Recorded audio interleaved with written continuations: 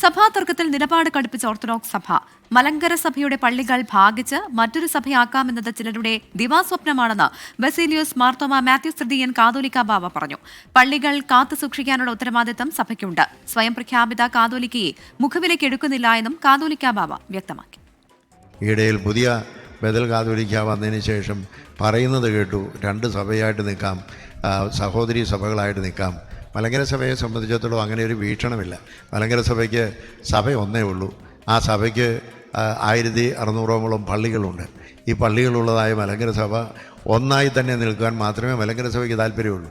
ആർക്കും വേണ്ടി മലങ്കര സഭയുടെ പള്ളി ഭാഗിച്ചു കൊടുത്തേച്ച് ഇവിടെ ഇരിക്കാനായിട്ട് മലങ്കരയിലെ കാതോലിക്കായിക്കോ ഒരു സുന്നതോസിനോ തയ്യാറില്ല. അതുകൊണ്ട് സഭ ഒരു ബില്ലിനെയും ഭയക്കുന്നില്ല എന്ന് ബസേലിയോസ് മാർത്തോമ മാത്യൂസ് തൃതീയൻ കാതോലിക്ക ബാവ പറഞ്ഞു.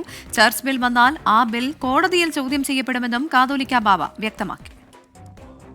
എത്ര ബില്ല് വന്നാലും ഞങ്ങൾക്ക് വിഷയമല്ല. എത്ര ബില്ല് സെമിത്തേരി ബില്ല് വന്നു, അത് അവർക്ക് ആരെ ഉദ്ദേശിച്ച് വന്നോ അവർക്ക് ഉള്ള ഒരു അടിയേറ്റതുപോലെയല്ല, അത് വേറൊന്നുമില്ല.